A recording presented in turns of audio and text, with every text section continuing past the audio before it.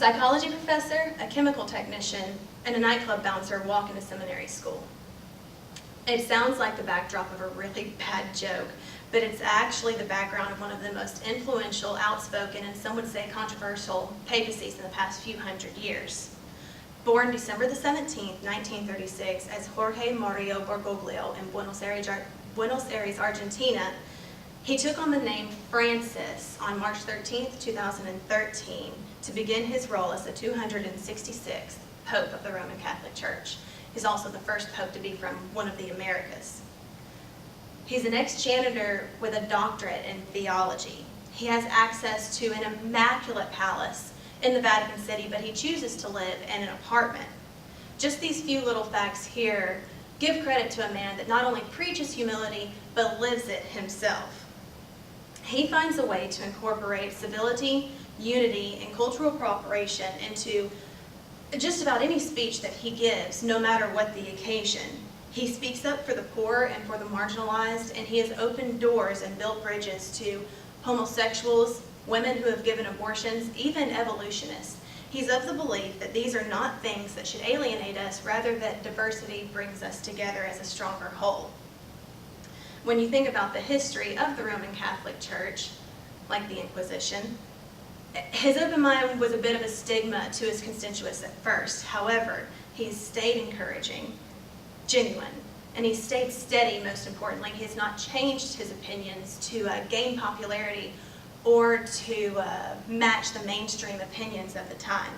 And he's not afraid to call anyone out. He's called out dictators, leaders, presidents, and he calls on anybody, everybody, all aspects of life, poor, rich, low, high. He believes everybody can do something to make a difference and to make the world better. He is making waves and paving a road to a less divided world as a whole. So, Wednesday night, 6 p.m., public speaking class, I introduce to you Pope Francis.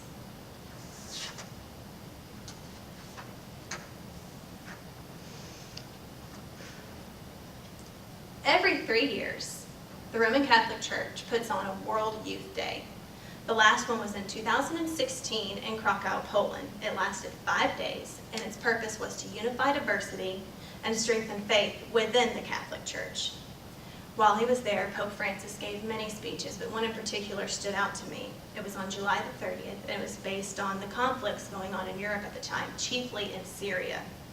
He preached to be aware, build bridges, and fight hate with love. Overall, the purpose of his speech was to convince the young people to stay attentive to the world around them and to convince them that he believes they can make a positive difference if they work together. He opens his speech with "Dear young people," which is indicative of the audience he's trying to address, not only there physically in Poland, but anywhere around the globe, anyone who is listening there or might listen later.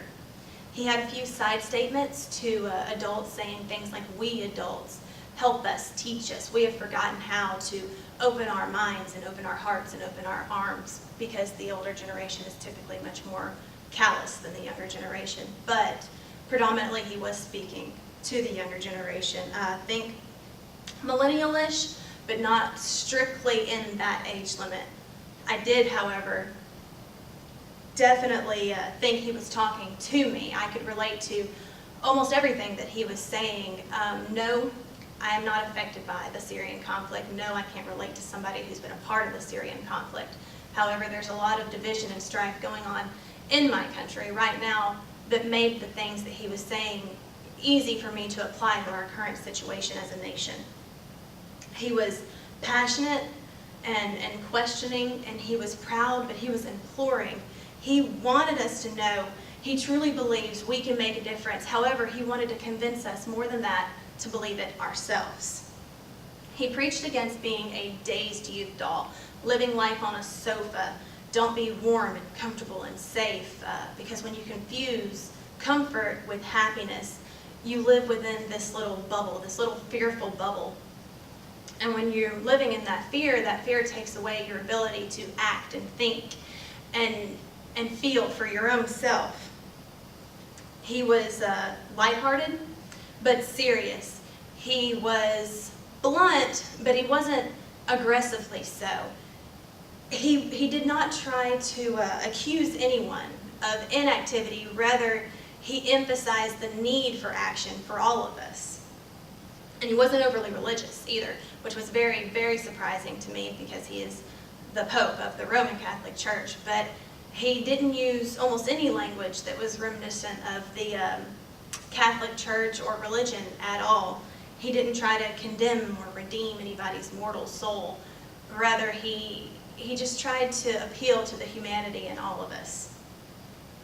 So to close up my analysis here, I'm going to base more on the aesthetics of the speech rather than the content like I have before.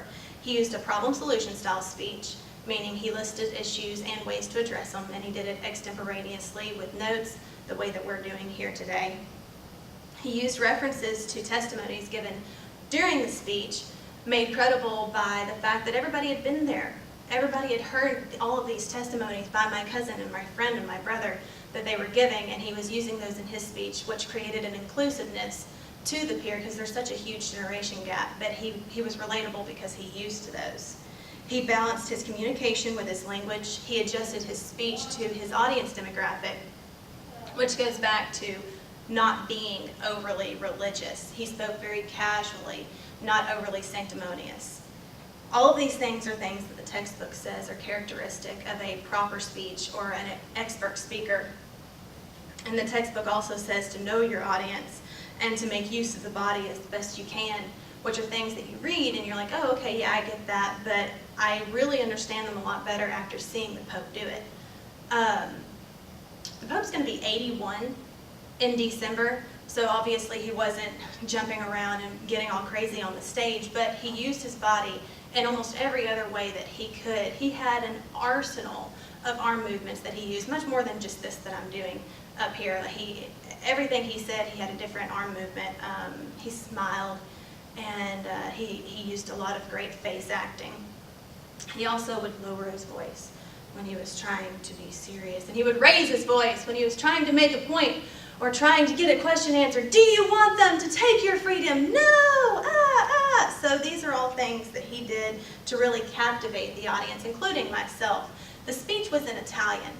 I don't speak Italian, but I was following along very rapidly with the subtitles because it was so convincing that he wanted me to know and believe what he was saying.